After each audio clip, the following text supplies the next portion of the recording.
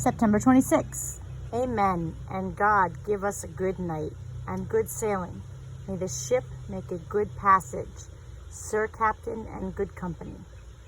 Last night, nearing sunset, we were sailing alongside the Pinta, and our captain and the Pinta's captain were calling back and forth, discussing the use of a certain chart. The sky was spectacular, striped with colors and softness, and all about us the sea was a quiet, slow river. Suddenly, a cry went up on the Pinta that stunned us all. "Land, land, sir! I claim the reward. 10,000 margaritas is mine. An incredible sight. On all three ships, the men scrambled up the rigging, higher and higher, wherever they could get a grip with their toes and their hands. Even I clambered as high as I could along the mast, which was not too high, but high enough to see in the distance what appeared to be a tall mountain, clear and sharp like ice chiseled against the sky. We shielded our eyes against the setting sun, and in the soft pink air, a great triple shout of joy went up across the small stretch of our sea. When I looked down at the deck, I saw the captain on his knees in prayer. I am sorry, however, to report this morning that after sailing all night in the southwesternly direction of that chiseled mountain, we have found nothing, not even a sandbar.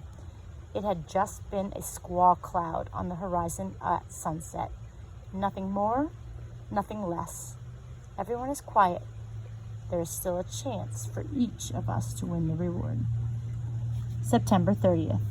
We have seen terns regularly this past few days, and petrels, not to mention frigate birds and dorados, and flying fish that land right on our decks. But Columbus is the only one who takes these things as encouraging. There has been very little wind, and what there is comes at our stern, pushing us along very slowly.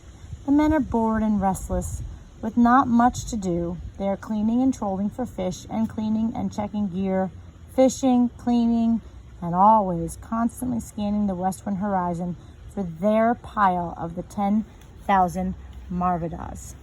The captain is muttering to himself a lot these days. I followed him into the forecastle to the cabin with his log, and to one group of men he said that if there was a mutiny, that if it occurred to them to return to Spain without him, they would all be hanged. The men stared at him as blank as cows.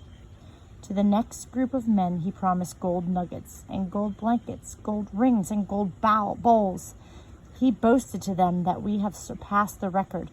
We have been out of sight of land now for 3 weeks. I do not think that particular bit of information was comforting to the men. They only stare at him and say nothing in his presence. October 5th. Last night, I could not sleep. All I could think about was my mother and what would happen to her if I was never to return, if the Santa Maria just kept sailing westward forever, trapped in this endless sea that goes nowhere. How would she ever know what became of me? Would she think me dead? Would she look for me forever and then die herself only for me to return years later and find her gone? I feared in the loneliness of my snug corner that I might begin to cry and wake someone. So wrapping my blanket around my shoulder, I made my way to the deck for some air. The night watch, were it not for having to sleep during the day, is my favorite. There is peace and stillness that surrounds our ship that is like nothing else. And this one night I will remember for the rest of my life, if that be long or short. There was a full, brilliant moon in the sky lighting our way. In a path held out before us, the sea was lit, and the prow of our ship headed towards it. Always towards it. The only sound were the whoosh of the wind in the sails and the gentle churnings of our wake, sounds that are as familiar to me now as my own breath and heartbeat. I thought of my mother and knew the moon lit my face like a giant lantern. I looked up into the sky and tried to remember her face. As I did, 3 birds flew across the face of the moon, and I knew that in Spain, in the mountains, she was looking at the same moon. October 7th. On deck, Mr. Mariners of the right side. On deck in good time, you of Mr. Pilot's watch, for it's already time. Shake a leg. We have picked up considerable speed and distance this first week in October, but there is only one thing we are certain of. We grow farther and further from Spain. The captain writes in his journal, wondering if somehow we have missed Japan. We have gone much more than the expected 750 leagues. Surely, if this is so, we are on our way to China now, and will soon spot the mainland.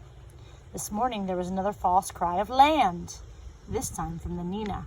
The captain was upset with her, and she had sailed on ahead, probably to see land first. He wants to be first, to be in the lead. But at sunrise there was the cry, followed by gunfire to signal land, and also the sending up of a flag. We followed the Nina all day at top speed to the western point, only to discover nothing. By sunset, no land had risen from the sea, and the captain shouted that from now on, whoever gave a false sighting of land would be disqualified from any future rewards. As he shouted at the men, a whole flock of birds flew over his head, and he grew quiet and watched them.